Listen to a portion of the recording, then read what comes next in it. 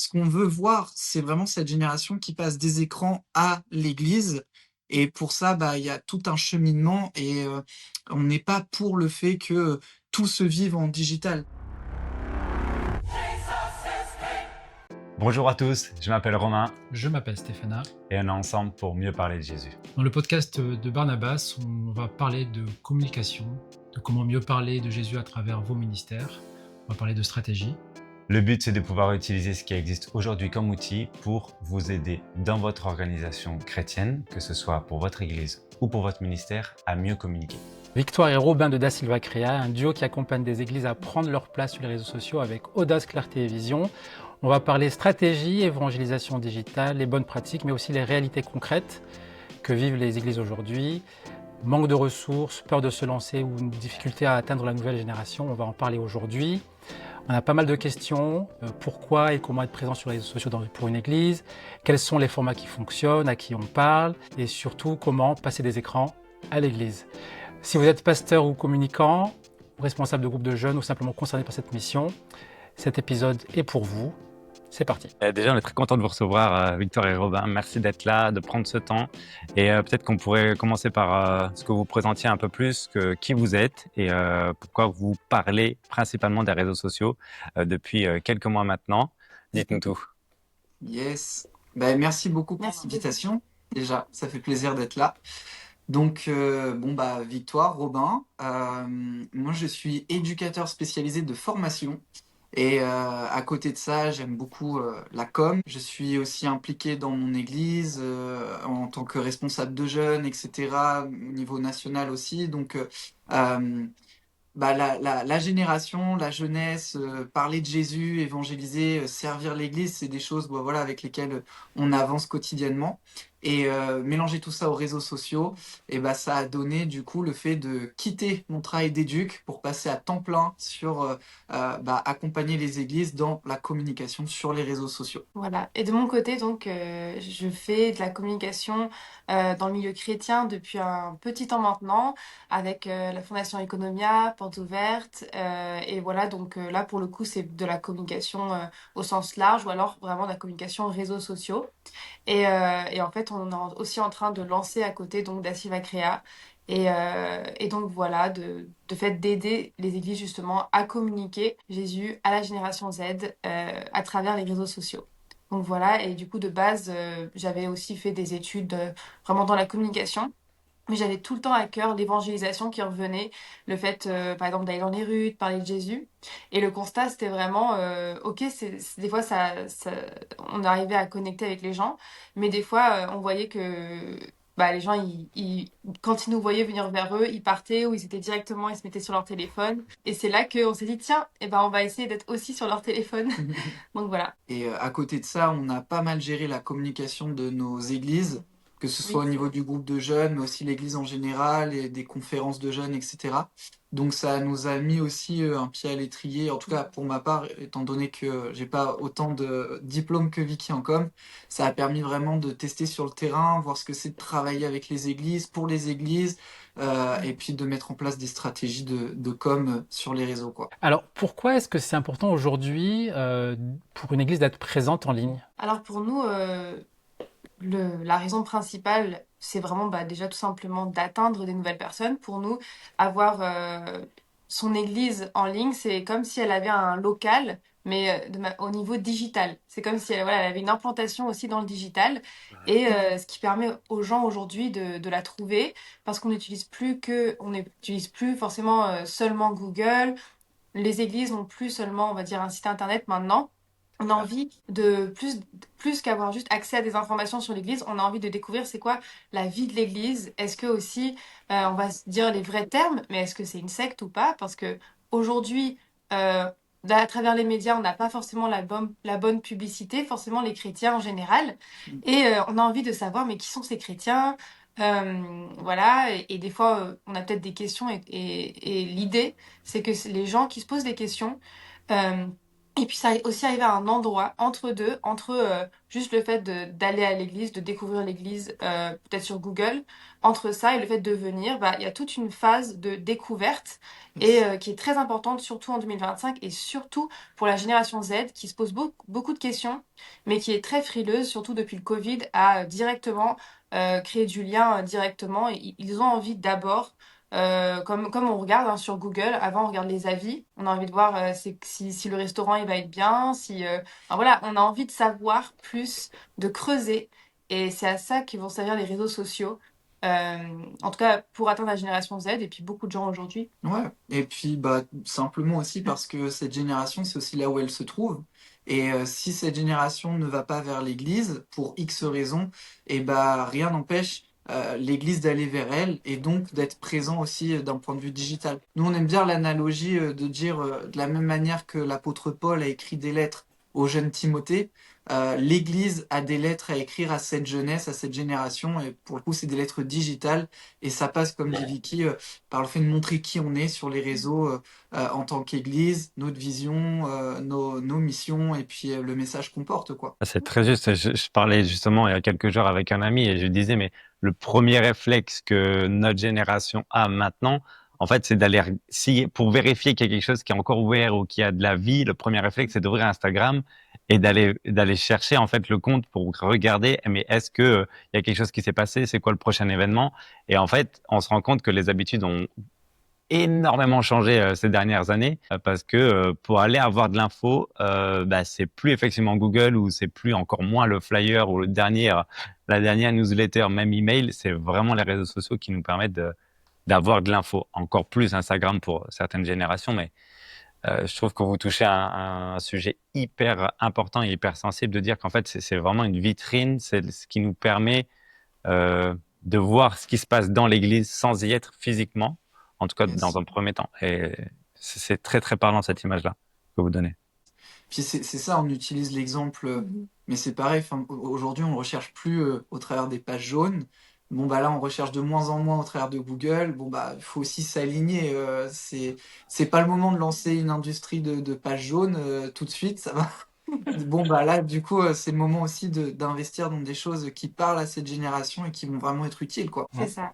Et puis, en fait, il y a vraiment un passage dans la Bible qui nous parle beaucoup, c'est quand Jésus est en train d'expliquer que la moisson, elle est déjà prête, et il dit à un moment donné dans un passage, levez les yeux pour voir en fait que les champs sont blancs.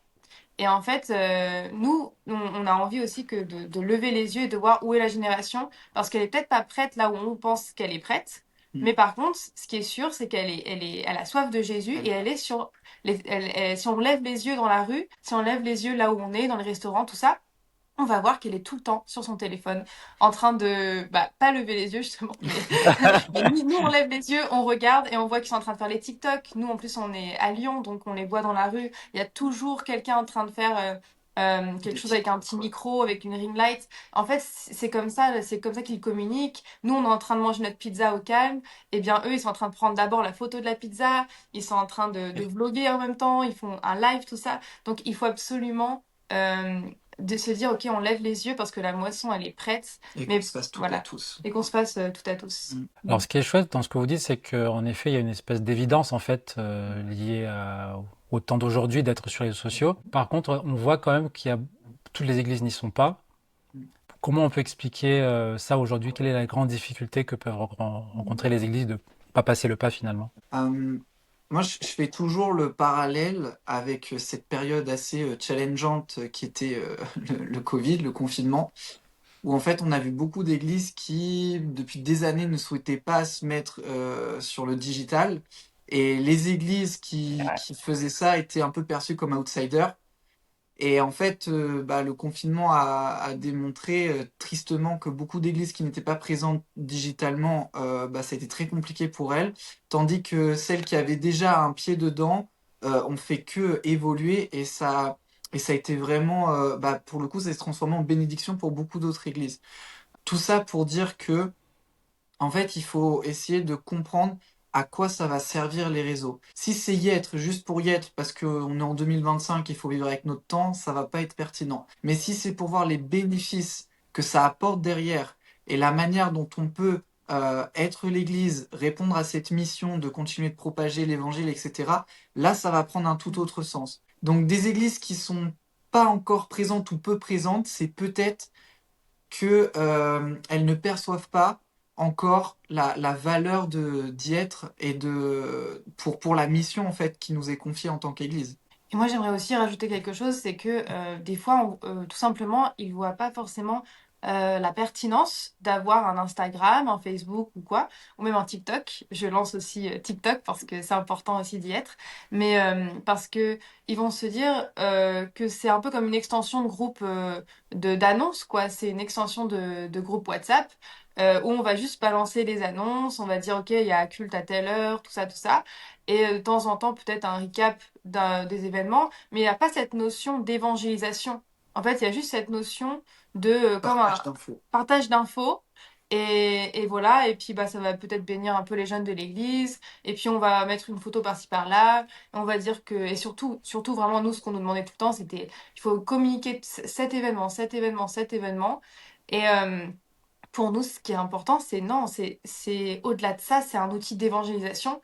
Et c'est ça qu'on explique le plus aux Mm. églises aujourd'hui, c'est est-ce que vous communiquez aussi en évangélisant sur les réseaux, ou alors est-ce que c'est uniquement avec un objectif de communiquer une extension de groupe WhatsApp, C'est ça. où vous communiquez des événements en plus, quoi. Et pas plus tard que ce matin, je discutais avec une église justement qui venait un peu poser des questions. Mm. Et en fait, je demandais bah, quel est le but pour vous de poster vos contenus sur les réseaux. À fond. En fait, c'est bien de venir questionner aussi bah, pourquoi vous faites ce que vous faites. Et elle disait, bah, c'est pour informer les gens de nos événements. Et en fait, c'est les posts qu'on met sur Instagram, ce sont les mêmes qu'on diffuse dans le groupe WhatsApp privé. Et du coup, j'ai demandé, ben, est-ce que c'est volontaire de ne pas dissocier les gens qui sont déjà membres de votre église et donc qui font partie du groupe privé WhatsApp de ceux qui potentiellement sont pas du tout croyants et qui sont sur les réseaux sociaux et qui peuvent être confrontés à vos posts. Et du coup, bon, bah, il semblerait que ce genre de questions-là, c'est bien aussi de s'interroger là-dessus en tant qu'église pour essayer de comprendre bah, pourquoi les réseaux et généralement avec ces questions-là, on va se rendre compte tout seul que, ah oui, ok, c'est pas ce que je pensais, les réseaux sociaux, il y a un but peut-être plus profond derrière. Eh oui, oui, alors on le voit tout le temps, cette question-là de une communication interne, une communication externe. Et en fait, il y a un gros mix qui est fait, voire l'externe n'est pas trop pensé, imaginé en termes d'évangélisation notamment. Et on duplique le contenu comme si c'était des annonces classiques en fait, mais le message n'est pas compréhensible puisque les réseaux sociaux ont cet avantage-là de pouvoir toucher beaucoup de personnes qui en plus ne nous connaissent pas. Et c'est un vrai rappel pour toutes les églises de se dire, hop, on remet la bonne pratique sur le bon canal de communication. Tout à l'heure, Robin, tu avais un peu devancé une des questions qu'on avait préparées sur la pertinence justement d'être sur les réseaux sociaux. Selon vous, est-ce qu'il y a des cas, alors des cas où ce serait pas pertinent d'être sur les réseaux sociaux pour tel type d'église, par exemple? On a discuté avec des églises qui, pour le coup, sont en implantation et sont plus dans des formats groupes de maison. Donc c'est vrai qu'en discutant avec elles, c'est plus du relationnel, de l'organique, on va dire, hein, plus avec les gens. Et en fait, pour le moment, elle nous disait, on voit pas trop quoi communiquer sur les réseaux parce que on est déjà dans une évangélisation plus de terrain. Mhm. Donc à ce moment-là, j'ai envie de dire, c'est vrai que ça peut attendre, mais globalement, je dirais que si on transpose le local présentiel comme étant un local, le même local mais digital, pour moi, chaque église devrait et peut être présente sur les réseaux sociaux parce que la volonté, ça reste de toujours vouloir évangéliser aussi, de toujours faire des disciples et vraiment de répondre à cette mission dans Marc 16, hein, aller jusqu'aux extrémités de la terre. Que, voilà, moi je dirais, il n'y a pas vraiment de cas de figure où l'Église ne doit pas être sur les réseaux. Je dirais que c'est plus une question aussi de vision de l'Église, peut-être. Moi, je rajouterais aussi quelque chose, c'est que, en fait, il faut, enfin, c'est comme ça que je le pense, mais il faut être sur les réseaux sociaux si on a aussi un cœur d'évangélisation. C'est-à-dire que si on n'a pas à cœur l'évangélisation, on va communiquer, mais dès qu'il y aura un peu un down, dès qu'on aura voilà peut-être trop de choses, et ben en fait on n'aura plus cette priorité parce qu'on sera juste avec un objectif de faire un reels pour faire un reels, de faire un post pour faire un post, et, Ouais, c'est et vrai. c'est ça qui est important, c'est avant même de se poser la question, et c'est de se dire, est-ce que j'ai quelqu'un qui a vraiment aussi un cœur d'évangéliste, à cœur l'évangélisation, de parler de Jésus, et voilà, avant même de se dire d'ailleurs, est-ce que a les compétences parfaites pour faire ça, de se dire, est-ce que quelqu'un a envie de communiquer Jésus? Parce que cette personne-là, elle pourrait être aussi dans la persévérance. Et on sait que sur les réseaux sociaux aujourd'hui, si on n'est pas régulier, si on n'est pas persévérant, et ben en fait, Instagram va jamais promouvoir Ouais. notre contenu, on va juste être invisible. Et il y a beaucoup d'églises qui sont d'ailleurs invisibles sur les réseaux sociaux parce qu'on sent que il y a soit ce côté communiquer que le programme, soit il y a ce côté, ah bah, on a une page Instagram, on a une page Facebook, on a fait le travail, et ça s'arrête un peu là, Et on quoi. poste, allez, 1 à 2 fois par mois dessus, quoi. Et Ouais, puis avec 3 mois de coupure entre les deux, et ouais. puis et ça, pour le coup, c'est pas bon du tout. C'est un peu travailler dans le vide, malheureusement. Et est-ce que vous avez identifié du coup des moyens pour éviter ça? Parce que bon, on le rencontre, on le voit, hein, que déjà il y a ces phases de on poste, on poste, on poste, après on arrête. Mais je pense que vous touchez bien du doigt le fait qu'il y a une personne qui doit avoir autant la sensibilité de le faire, mais avec le cœur qui a envie de parler d'une autre manière.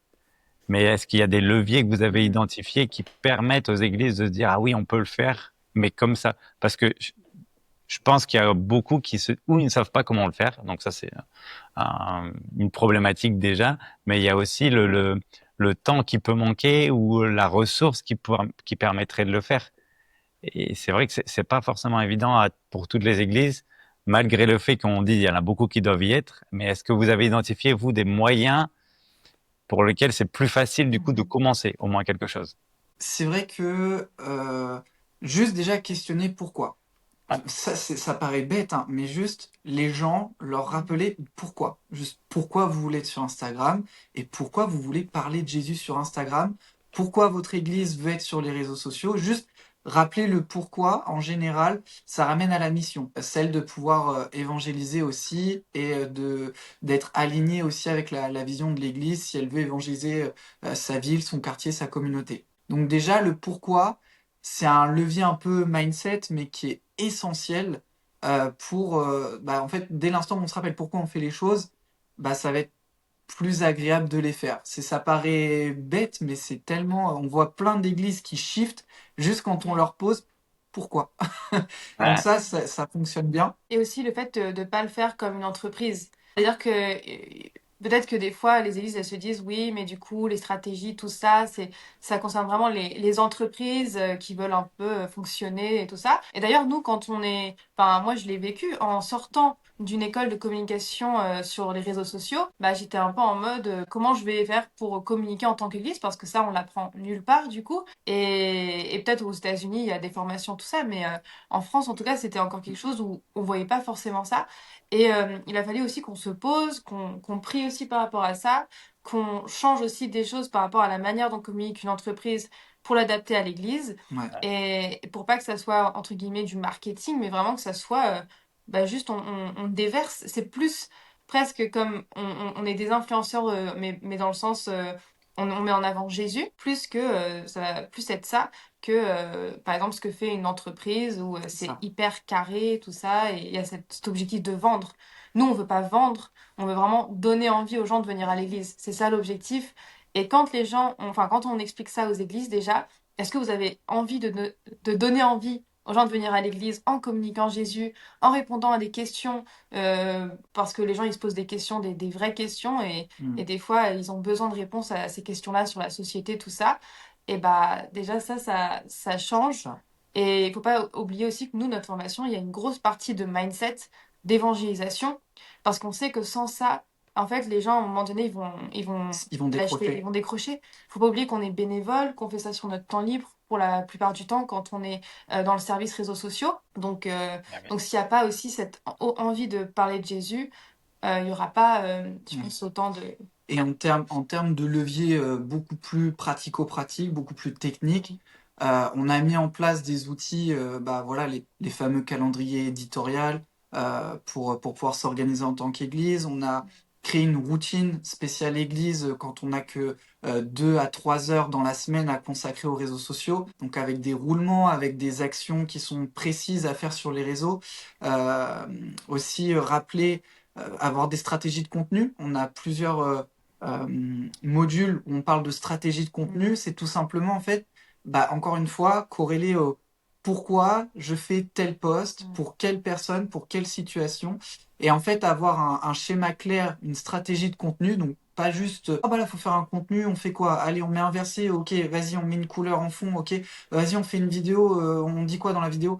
Parce que des fois, on va être sur les réseaux sociaux, c'est facile de poster aux feelings, d'y aller un peu au compte-goutte, mais s'il n'y a pas de stratégie concrète derrière, on va vite s'essouffler. Et c'est pour ça que nous, on a mis en place, voilà, notamment on en parle un peu sur nos réseaux, la stratégie Zaché, et puis des routines, etc., quoi.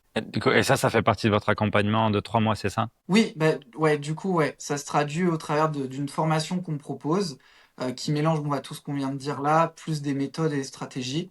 Ça dure 3 mois, donc c'est une formation à raison de un Zoom par semaine, pendant 12 semaines, du coup, avec nous, et où on partage tout un tas de modules, pensés vraiment phase par phase, module après module, pour construire de A à Z le service communication de l'Église et surtout le service évangélisation digitale, quoi. Votre accompagnement, il est surtout, on parle plus de ce que vous proposez, c'est super pertinent, en gros, c'est de construire, du coup, comme tu dis, un service communication et un service aussi d'évangélisation digitale à travers, du coup, un accompagnement qui permet d'avoir les bonnes pratiques ou du moins la méthodologie qu'il faut pour pouvoir le faire, pour pouvoir tenir ce pourquoi justement dans la durée et avoir tous les outils pour le faire. Aujourd'hui, dans les églises que vous accompagnez, est-ce que souvent c'est directement le pasteur, c'est directement ou plutôt le responsable de la communication? Qui sont les personnes que vous accompagnez de manière... En général, le premier contact, il se fait avec les community managers de l'Église, les responsables de com, qui du coup, il y a une prise de contact avec nous, donc on prend le temps de discuter par message. Si on voit qu'on peut potentiellement travailler ensemble, on organise un Zoom de rencontre et on encourage à ce que du coup le pasteur ou en tout cas les décisionnaires de l'Église soient au courant de ce rendez-vous et soient présents avec nous, puisque c'est quelque chose qui concerne l'Église, donc c'est important aussi que les autorités soient là pour ça, et puis que ça montre aussi un intérêt pour l'évangélisation digitale de leur Église. Et, euh, et de là, après, nous, on prend en fait entre 3 et 5 personnes d'une même église. Donc en général, ça constitue une équipe de com. Et puis on les forme pendant 3 mois. Et puis le pasteur, là par exemple, on a une église qu'on accompagne. Le pasteur, il est avec nous dans le groupe WhatsApp. Il n'est pas forcément présent aux sessions, mais en tout cas, il est très regardant sur ce qui se dit, ce qui se fait. Et ça, c'est top. Et puis ça peut être, voilà, ça va de 3 à 5 personnes d'une même église, mais ça peut très bien être une personne si pour le moment il n'y a pas d'équipe, soit deux, enfin voilà. Et c'est vrai que pour nous, c'est important qu'il y ait vraiment ce lien avec le pasteur parce que quelque part, c'est l'image de leur église qui va être diffusée sur les réseaux. Et pour nous, il faut qu'ils aient quelque part, enfin, ça peut être le pasteur ou un autre responsable, mais qui est quand même qu'ils regardent ce qui se fait parce que c'est quand même leur image, c'est leur contenu, ça a un impact dans la vie des gens. Donc il faut pas que ça soit justement des choses qui seraient mal dites ou quoi, ou mal retranscrites ou quoi. Et voilà, donc pour nous, c'est hyper important qu'il y ait ça. Et il faut pas oublier aussi que c'est aussi un des objectifs pour lequel on est sur les réseaux, ou qu'on a envie que les églises soient sur les réseaux, c'est qu'aujourd'hui, il y a beaucoup d'influenceurs qui parlent de Dieu, tout ça. Et en soi, c'est très très bien et gloire à Dieu parce qu'il y a plein de gens qui rencontrent Dieu grâce à ces influenceurs-là. Mais il y en a des fois certains qui peuvent aussi avoir, qui n'ont pas forcément les compétences dans tout ce qui est théologie, tout ça. Et ça peut aussi être très grave à certains niveaux où des vies peuvent être vraiment impactées parce qu'il y aura peut-être des dérives qui vont être par-ci par-là. Et c'est là où on trouve que déjà, quand il y a le cadre de l'Église, c'est déjà un cadre sécurisant Et c'est pour ça aussi qu'on invite les pasteurs à prendre les réseaux sociaux vraiment au sérieux et à être intégrés pleinement dans, C'est ça. dans la formation, même si c'est, encore une fois, hein, ils sont juste là dans le groupe WhatsApp, ils voient les posts qui sont échangés ou quoi. Et puis parce que d'une certaine manière, c'est aussi la vision de leur église qui doit être transcrite sur les réseaux. Le but, c'est pas de faire. En fait, il faut pas qu'il y ait un gap, un décalage entre ce que les gens vont voir sur les réseaux et ce qu'ils vont voir en présentiel. Parce que nous, notre objectif, et on prie vraiment pour ça, on a à cœur cette génération, on aime parler de Jésus et on croit en l'église locale instituée par Jésus, on croit en l'église instituée par Jésus. Donc, ce qu'on veut voir, c'est vraiment cette génération qui passe des écrans à l'église. Et pour ça, bah, il y a tout un cheminement et on n'est pas pour le fait que tout se vive en digital. C'est ça. Si l'église a été instituée, c'est parce qu'il y a des bonnes choses qui doivent ressortir. On est appelé en tant que disciples à vivre et à grandir en communauté.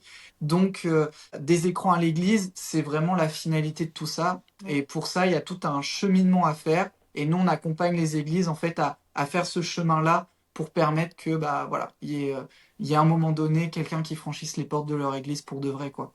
On interrompt quelques secondes cet épisode pour vous dire que si vous appréciez ce que vous entendez, n'hésitez pas à laisser un petit commentaire dans la zone de commentaires, soit sur YouTube ou soit dans votre plateforme d'écoute de podcast. Et n'hésitez pas aussi à la partager à un ami, à un proche qui aurait besoin d'entendre tout ce que nous venons de partager.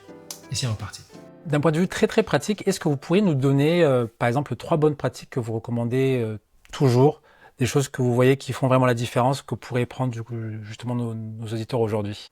Ça paraît peut-être très simple, mais déjà, le fait de pouvoir répondre aux messages qui sont envoyés sur les... c'est-à-dire qu'en fait, des fois, on réalise qu'il y a beaucoup d'églises qui laissent les personnes un peu dans leurs messages, parce que sur Instagram, il y a plusieurs endroits message request, demande de messages. Il y a plusieurs endroits où peuvent atterrir les messages. Et pourquoi est-ce qu'on dit ça? C'est parce que la première chose, c'est que quelqu'un qui va être intéressé, qui va vouloir peut-être plus d'informations, il va forcément envoyer un message, au moins. Il va rarement juste commenter sous un post, tout ça, il va vouloir envoyer un message. Et des fois, les églises n'ont pas mis les bons paramètres qu'il faut pour pouvoir recevoir directement ces messages. Ou alors, tout simplement, il faut aller fouiller un petit peu dans les messages. Donc ça serait... C'est vraiment la première chose, et ça se trouve, des personnes vont aller voir et vont peut-être voir qu'il y a des messages de personnes intéressées. Donc c'est déjà arrivé, c'est déjà arrivé. Donc on trouve ça intéressant déjà d'avoir juste une... En fait, c'est ce qu'on appelle l'accueil. C'est l'accueil dès le début, en fait. Pareil, quelqu'un va s'abonner, ça c'est la deuxième chose. En fait, vous allez voir, on est vraiment dans le relationnel. On est en train de... Des fois, on pense que les réseaux sociaux, c'est un peu superficiel, c'est tout ça. Non, en Faire fait, des c'est... vidéos trend, etc.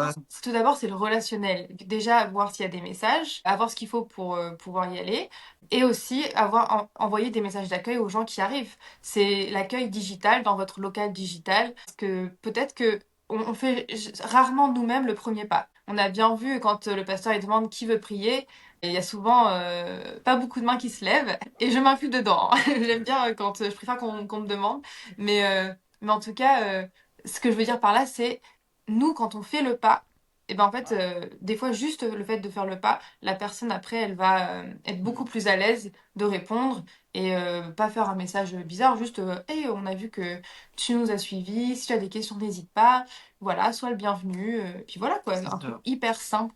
C'est Et le deuxième, et de- puis moi, le troisième, je dirais, les deux vont un peu ensemble, mais ce qui est recommandé sur les réseaux sociaux, c'est de pouvoir poster minimum 3 fois par semaine. Et, en fait, il y aurait trop de trucs à dire, mais ouais, il y a plein on de va être très très trucs. simple. Une église qui a pas beaucoup de temps, il faudrait qu'elle soit présente au moins 3 fois dans la semaine sur les réseaux sociaux, soit au travers d'un post, soit au travers des stories. Mm. Et ce qui est important, c'est de pouvoir alterner, pas seulement faire des posts qui annoncent un événement, qui parlent d'un planning, d'un programme d'église, etc., mais alterner entre des posts où on voit la vie de l'église, des photos des gens, des petites vidéos de à quoi ça ressemble un dimanche matin, etc. Des posts un peu plus un peu plus, voilà, bah, adapté aux réseaux sociaux, un peu plus drôle, un peu plus fun, et des posts vraiment, bah, voilà, où on voit le pasteur qui peut prêcher, des versets qui sont partagés, des choses un peu plus spirituelles, un peu plus deep. Alterner entre ces trois contenus-là, pouvoir répondre aux messages privés et puis surtout être regardant et avoir un message d'accueil, c'est vraiment trois pratiques. Déjà, c'est trop bien. Déjà, si on commence par là, c'est... Alors, excellent. Et du coup, à l'inverse, est-ce que vous avez les trois erreurs qu'il faut surtout pas faire, ou alors que vous avez Ou que déjà vous vu? rencontrez. Ouais. Ouah, bah, Ouais. bah, franchement, le premier, il est corrélien. Alors, Déjà, laisser des vues, ça, soit des vues, ou soit, après, c'est peut-être mon opinion, mais je trouve ça bizarre pour une église d'avoir un message automatisé. En tout cas, si c'est pas une église à 50 000 follow, c'est bizarre de recevoir un message automatisé. Je me mets à la place de la personne qui prend son courage à deux mains, qui envoie un message à une église qu'elle côtoie un peu sur les réseaux et elle reçoit un message automatisé. Ça peut tuer un peu le relationnel, un peu l'engagement. Je dirais ça, c'est un peu bizarre. alors, Donc, pas laisser de vue et faire ouais. attention à comment on répond dans les messages privés. Moi, je dirais aussi pas ce qu'on appelle le patois de Canaan. C'est-à-dire que, en fait, on a tellement vite envie de dire oui, on a une agape, oui, on a une réunion de prière, oui, On a un on culte. a un culte. Les gens, ils bug Eh au oui. mot culte. Ils bug. Et je l'ai vu plein de fois, plein de fois. Et même moi, j'ai fait l'erreur, des fois sur Insta, de dire le culte, tout ça. Et les gens, quand on leur dit culte, ils se disent secte. C'est vraiment un truc. Donc, à la limite, on peut l'expliquer parce qu'on va pas se mentir, on parle de culte, mais on peut quand même peut-être commencer à dire voilà, bah on va se réunir, on va prendre Célébration. une réunion. Nous, Rencontre. notre pasteur qui a une vision très implantation, donc lui, pour le coup, il utilise vraiment les termes hyper que tout le monde peut utiliser. Il est le premier à nous dire attention, quand vous prêchez et que vous parlez d'un prophète, expliquez ce que c'est un prophète. Voilà. Et nous, on est à fond, quoi. Ouais, genre, Donc voilà, pas de patois de Canaan. pas laisser de vue, enfin, être vraiment attentif sur les messages. Voilà. Et je dirais un troisième truc que j'ai vu, un peu plus rare, mais quand même, ça ressort quand on discute avec les églises. Si on veut se rendre plus visible ou rendre un événement plus visible, ne faites pas de ads. Ça sert à rien de faire des ads, donc de payer de la publicité quand on n'a pas une énorme communauté et qu'on cherche pas à vraiment atteindre plein de gens. On peut très bien faire les choses, ce qu'on appelle de Ah, manière organique, oui. un peu à la main. Ça, c'est déjà très suffisant. Et c'est dommage bah, qu'il y ait des églises peut-être qui mettent beaucoup de budget dans les ads. En fait, les ads, il y a toute une stratégie derrière. Même des études spécialisées là-dedans parce que c'est vraiment quelque chose. Enfin voilà, c'est un métier de faire des ads pour le coup. Ça veut pas dire qu'on peut pas booster si on en a envie, mais ouais, voilà. en vrai, c'est plus que souvent il faut quand même avoir un minimum d'éducation sur ce que c'est parce que sinon on va vite mettre de l'argent et être frustré parce que en fait ça. Instagram, de toute façon, il accepte que à partir d'un certain niveau d'argent de communiquer nos publications. Donc, si on met 10 euros ou quoi, c'est pas ça qui va. Peut-être que ça le faisait il y a 5 ans, mais aujourd'hui, on met 10 euros, ça part. Le poste, il part un peu à la trappe, quoi. Ouais. Et Il y justement, a, en il y a parlant. des investissements à faire et à pas faire, quoi. Voilà. Mm. Et justement, s'il fallait parler de résultats, entre guillemets, quand on commence à aller sur les réseaux sociaux, c'est vrai qu'il y a aussi un découragement de se dire on fait des choses, on voit pas le fruit. Comment vous interprétez ou quels sont vos conseils pour dire comment on peut interpréter justement les résultats pour pas justement se décourager ou à quel moment on peut dire ben voilà ça commence à marcher aussi, on a du fruit. Nous, on aime bien rappeler aux gens déjà les réseaux sociaux, c'est il faut être dans la persévérance, faut être constant, faut être dans la régularité. C'est pas, en fait, c'est un peu comme tout. C'est pas parce que je vais lever des haltères une fois que ça y est, je vais être bodybuilder. Il y a plein de choses il y a de l'ordre de la durée aussi. Et puis, c'est pas parce que je vais faire du sport toutes les semaines pendant un an que ça y est, je vais être hyper musclé. Ben non, il y a aussi la diète à avoir, le repos, bien dormir, etc. Donc, en fait, les réseaux sociaux, c'est un peu pareil. C'est un jeu de durée où il faut prendre en considération plein de facteurs. Et, euh, et en fait, toujours se rappeler que qu'est-ce qu'on appelle résultat? Nous, on aime bien rappeler, il y a plus de joie pour la brebis égarée que pour les 99 qui sont déjà présentes. Donc en fait, si en un an, il y a une brebis qui est venue à l'église, enfin, pour nous, c'est génial. On trouve que c'est incroyable. Et la Bible le dit qu'il y a de la joie pour ce genre de choses-là. Donc, bien peser, qu'est-ce qu'on attend des réseaux, savoir à quel jeu on joue, quelles sont les règles des réseaux, et puis bien mettre ses exigences et ses attentes alignées aussi avec la parole de Dieu et ce qu'on veut aussi pour l'Église, quoi. Et moi, ce que je dirais aussi, c'est que on en parle aussi dans la formation, c'est est-ce que on est peut-être qu'on va récolter, mais peut-être qu'on va aussi semer. Et en fait, ça n'appartient que à Dieu aussi, si on récolte ou pas. Quand est-ce qu'on récolte, qui récolte. Mais tout ce qui est certain, c'est qu'on doit semer. Et quand on est en tout cas dans le champ de la moisson, on doit dans tous les cas semer, semer, semer. C'est ça. Et puis après, c'est aussi Dieu qui fait, qui fait. Voilà. Il n'y a pas de hasard avec Dieu. Et vous auriez un témoignage de ce que vous avez pu voir à travers ce que vous mettez en place ou dans votre église ou avec les accompagnements que vous avez fait là? Bah, on en avait parlé un petit peu quand on était à la place avec l'événement avec le CNEF, mais quand on a vu vraiment l'impact des réseaux sociaux dans notre ancienne église, et ça fait partie en fait des choses qui, comme je le disais, en fait, il y a plein de facteurs à prendre en considération. Donc, on a vu que bah voilà, il y a des gens qui, à un moment donné, ont envoyé des messages sur les réseaux, on a pu leur répondre, et finalement, ces gens après sont venus le dimanche, et en fait, ils sont restés à l'église, ils se sont baptisés, etc. Il y a eu des très bonnes choses qui se sont passées.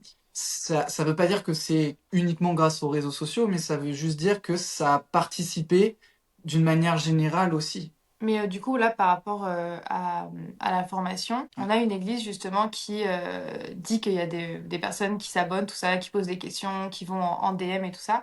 Et il y a même des choses assez folles qui se passent, c'est qu'il y a une personne dans la formation qui a un membre de sa famille qui a assez éloigné tout ça et qui justement est très très, enfin est vraiment parti loin de l'église et tout récemment, depuis qu'ils recommencent à gérer leurs réseaux sociaux, suivi. Et du coup, elle, ça l'a touchée parce qu'elle voyait aussi l'impact, pas seulement, on va dire, des fois on se dit que ah, ça va avoir un impact avec des gens que je connais pas, mais même des gens qu'on connaît. Parce qu'il faut pas oublier que les gens qui repostent aussi le contenu de notre église, Ça, et bah, enfin des églises, c'est des semeurs aussi, hein. des semeurs aussi. Et en fait, elle a vu qu'ils s'étaient abonnés, qu'ils likaient, qu'ils s'intéressaient. Donc en fait, on voit que même les gens dans la formation sont impactés par ce qui se passe. Et je sais plus laquelle c'était. Il y a une des églises aussi qui a commencé à voir des personnes venir des Mm. écrans à leur église. Et nous aussi, du coup, dans l'implantation, On a vu on aussi, a ouais. vu des personnes qui commencent, notamment, c'était assez, pour le coup, c'est aussi des chrétiens qui viennent, qui recherchent une église tout simplement. Et ça, c'est hyper important aussi parce qu'il y a plein de chrétiens qui débarquent dans nos villes, des fois, qui cherchent une église, qui vont même des fois sur Google, qui ne trouvent pas, qui vont sur Instagram, qui ne trouvent pas. Et nous, pour le coup, c'était assez triste. C'était le pasteur de leur église, il était décédé en fait. Et elles cherchaient absolument une église pour... voilà, elles ont été sur les réseaux sociaux. Et c'est là qu'elles nous ont trouvés. Et en fait, des fois, on sait même pas ce que Dieu est en train de faire, mais Dieu est en train de faire des grandes choses. Et des personnes qui sont aussi dans des moments de... Bah, comme là, ces jeunes filles-là qui étaient un peu dans un moment compliqué, pour le coup, que ce soit par rapport à leur foi, leur vie d'église, qui ont réussi à trouver notre église à travers les réseaux, quoi. En fait, il y a soit on veut être une église sur les réseaux qui du coup répond aux règles des réseaux sociaux et de voilà faire beaucoup de vues, beaucoup de être dans la viralité constamment, etc. Soit on accepte que ça fait partie du truc, c'est les règles des réseaux sociaux, mais ça doit être une conséquence de notre travail principal qui est de pouvoir être l'église pour les gens qui en cherchent une, qui n'en ont pas, ou qui sont en recherche au niveau de leur spiritualité, etc. Et il faut pas oublier que c'est pas forcément, enfin nous ça c'est vraiment aussi ce qu'on essaye d'expliquer, c'est que c'est pas forcément un Reels qui va faire qu'on a plein de gens qui viennent ou quoi, c'est aussi juste avoir un compte qui est stylé pour la Gen Z, et c'est vraiment un argument pour eux de ramener leurs amis à l'église, en Et fait. oui, Ils vont dire, regarde, voilà, bah, ça c'est cool, voilà, bon, voilà, il y avait un temps, c'était trop puissant. Et si on ressent qu'il y a la vie de l'église et que les jeunes sont fiers de ça, de le montrer, bah, en fait, ils vont reposer dans leur story et là, pouf, ils atteignent tous les gens de leur c'est lycée, ça. quoi, tous les gens de leur université ou quoi. Donc, il y a aussi cette notion de faire du contenu que la Gen Z aime, même les chrétiens dans l'église, pour Mm. que eux-mêmes le repartagent à leur Ouais, entourage, quoi. quand on gérait les réseaux sociaux de notre ancienne église, ça c'était vraiment un point Voilà. d'honneur. De faire des contenus beaux, alors même si le beau est subjectif, hein, mais du contenu voilà, avec les codes pour les réseaux et des trucs qui sont un peu frais. Et bah, on dit, voilà, car je n'ai pas honte de l'évangile, par contre on peut avoir honte du post que, voilà, si c'est pas très haut, voilà, On est bien donc d'accord, on est d'accord. voilà. On a bien compris que ça arrive encore souvent. Bon, Non, c'est très mais juste et c'est très fort, hein. Cette partie-là, elle est très très forte parce que en fait, on pense pas assez, je pense, à la génération qui en fait est celle qui gère les réseaux sociaux à l'heure actuelle et qui est le plus présent. Et eux, ils ont des codes à eux qui ne peuvent pas. On peut pas les mettre de côté et dire bon bah tant pis, ça va pas leur parler en fait. ouais. Ça presque c'est eux la première cible qui ont la puissance de pouvoir repartager le contenu, d'inviter et de donner une fraîcheur à ce qui est en train de se Mais ouais. passer dans l'église physique à travers un écran, certes, mais dans l'église physique. Et c'est très très fort ça. Et aussi leur donner envie de faire du contenu. Ça, c'est bon, ça, c'est un peu pas trop les réseaux, mais enfin, si, au moment, enfin, il y a de la réunion de jeunesse, il y a un temps un peu fort, un temps un peu louange, un peu tout ça. Mais en fait, eux, ils vont directement avoir envie aussi de le repartager sur leurs réseaux sociaux, et ça, c'est l'excellence, quoi. Mais, En voilà. fait, une des forces vraiment qu'on observe dans les réseaux sociaux, notamment pour les groupes de jeunes qui sont bien tenus, qui voilà, où il y a les bons codes esthétiques, où il y a la régularité, tout ça, c'est de créer la fierté de l'appartenance à un groupe. Oui. Et derrière, mais ça part quoi. Les jeunes, on a même plus besoin de faire du contenu. On envoie un message dans le groupe WhatsApp des jeunes.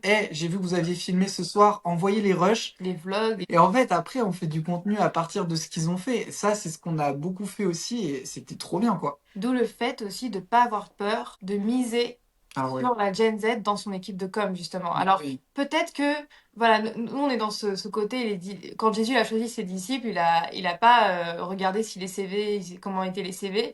Il a vraiment euh, vu, enfin voilà, il voyait déjà le potentiel et il a osé miser sur des personnes, voilà, qui, bah, comme nous aussi, on est tous des bras cassés, comme on dit un peu. Et, et voilà, et ne pas avoir peur, voilà, la Gen Z, de lui dire, hey, est-ce que tu veux parler de Jésus? Ouais. Est-ce que tu veux être missionné? Et puis voilà quoi, il leur dit c'est ok si c'est pas parfait, si ta foi c'est pas parfait, juste est-ce que tu veux parler de Jésus? Et souvent ça va même les ancrer dans leur foi, le fait de miser sur eux, d'être dans le service pour Jésus, ça va aussi être un ancrage dans la foi. Et voilà, donc ne pas mettre la Gen Z de côté et casser ce décalage entre la Gen Z et le pasteur, la Gen Z et l'église, la Gen Z, tout ça, enfin, casser ce décalage quoi. Please, missionnez vos jeunes. Missionnez-les, mettez-les au service. Ça va leur faire du bien, ça va faire du bien à votre église.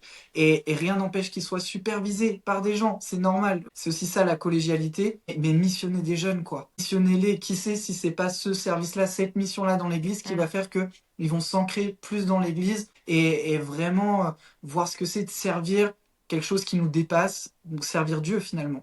Bon, je crois qu'on peut terminer sur ça. Super, merci beaucoup. Ben, merci beaucoup, vraiment, Victor et Robin. C'était vraiment précieux. Je pense qu'il y a beaucoup de précieuses choses pour les églises, mais aussi personnellement pour se stimuler et voir qu'en fait, il y a un champ de mission qui est vraiment immense. La Bible nous en parle. Le verset sur Marc 16 nous dit vraiment d'y aller et le digital en fait partie. Et vraiment, vous l'avez expliqué de la meilleure des manières. On vous remercie vraiment pour ce temps-là. Les auditeurs qui nous suivent là, vous pouvez aller sur le compte Insta de Da Silva Crea. Ils répondront aux DM. Vous pouvez en être sûr. C'est leur principal conseil, mais ils le feront.